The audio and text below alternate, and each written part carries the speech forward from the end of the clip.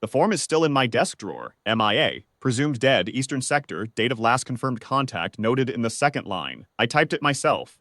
I know the font, the margin, the exact weight of the paper, because I have looked at it more times than I will ever admit to anyone who wasn't in that compound. I am going to tell you what I saw. Not what the after-action report says, not what Colonel Aldrin said at the debrief, not the version that got written into the intelligence summary that circulated to Theater Command. I am going to tell you what I know, because I was in the room when it started, and I was standing in the compound yard when it ended, and I have been trying to find the right sentence for 19 days ever since. Her name is not in this account. She would not want it there. What she carried quietly, and the telling should go the same way. The morning brief at Fob Cauldron ran at 0630.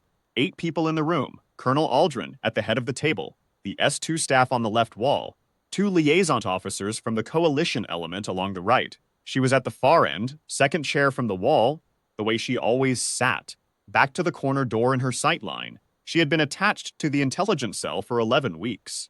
In those 11 weeks, she had produced 3 source assessments, 2 network diagrams, and 1 targeting package that the colonel's predecessor had called the cleanest product he'd seen out of the Eastern Sector in 4 years.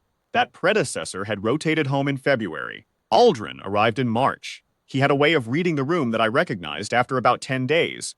Slow pan across faces before he spoke, the way he held a silence, just long enough to make you feel you should fill it. He had done well commanding conventional units. The intelligence cell was a different instrument, and he was still learning to hold it. At 0638, he set down the briefing packet and looked at her. He said she was a liability. He used that word specifically, a liability, not an asset. And the distinction mattered to him because he said it twice. The first time was to the room. The second time was to her.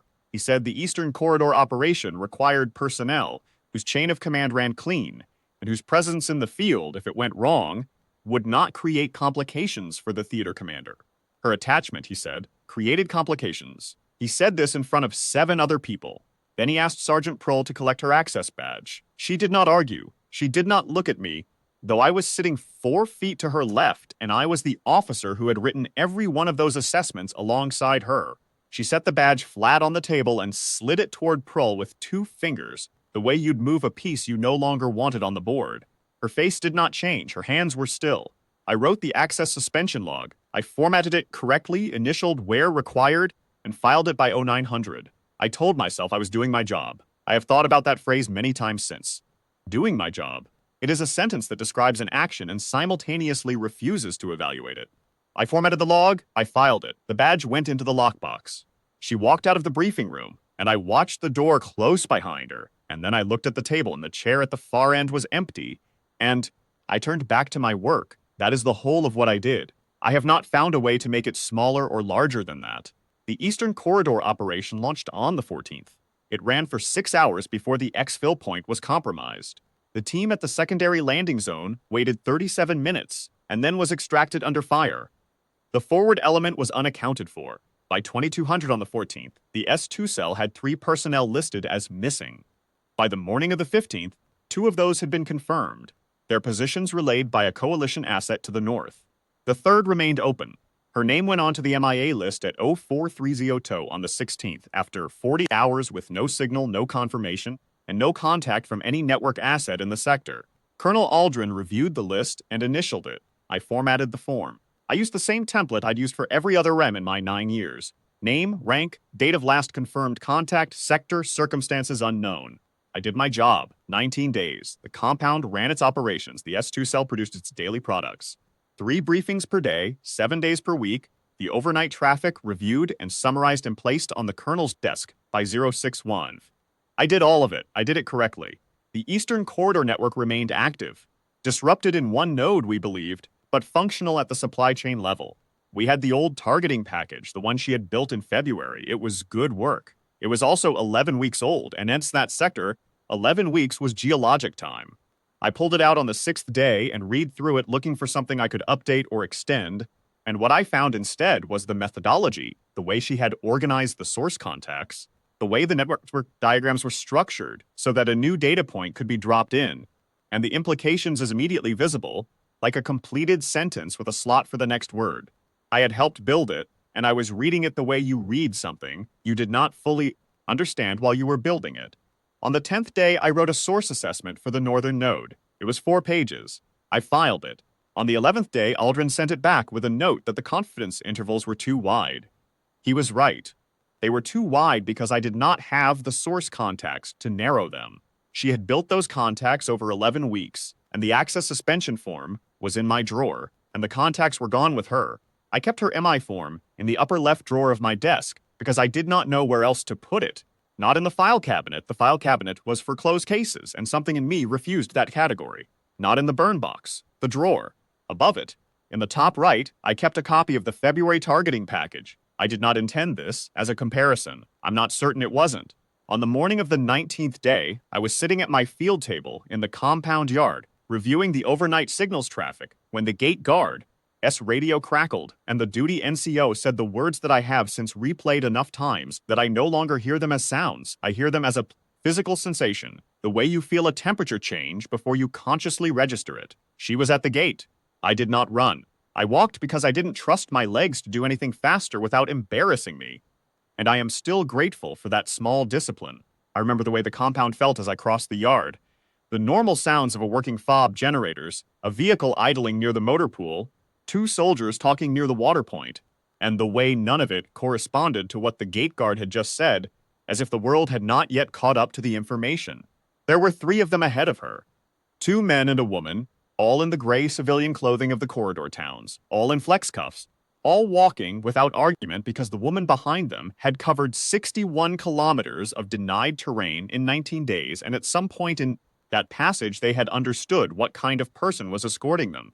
She was in the same kit she had left the fob in on the 14th, boots caked, trousers stiff with dried mud along the left leg, the plate carrier still indexed, every pouch where it should be.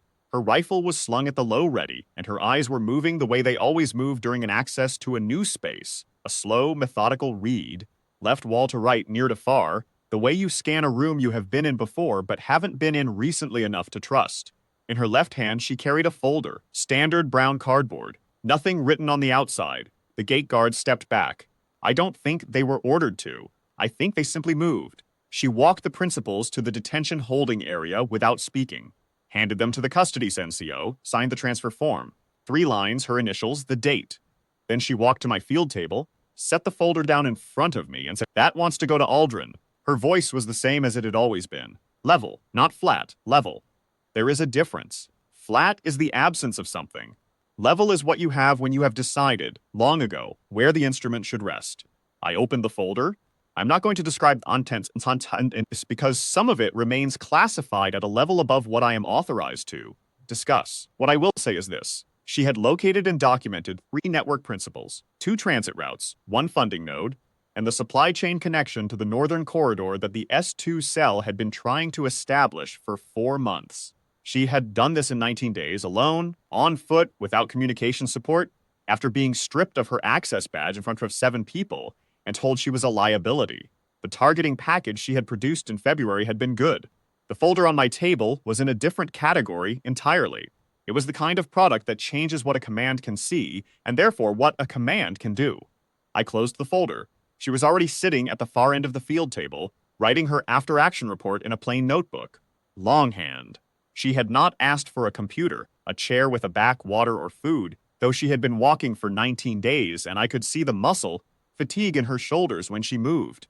I carried the folder to Colonel Aldrin's office. I don't know exactly what he read first.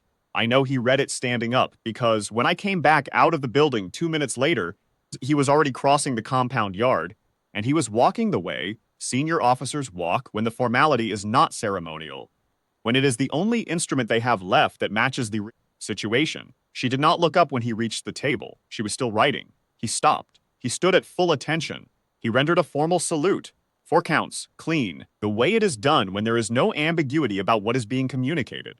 19 people in that compound yard. None of them were ordered to come to attention. All of them did.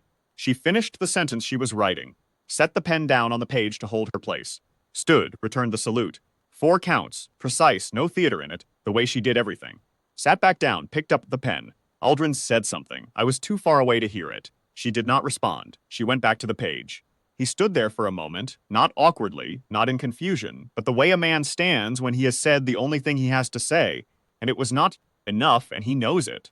Then he turned and walked back to the building. She finished the after-action report in 40 minutes, handed it to me without ceremony, the way you hand someone a completed form.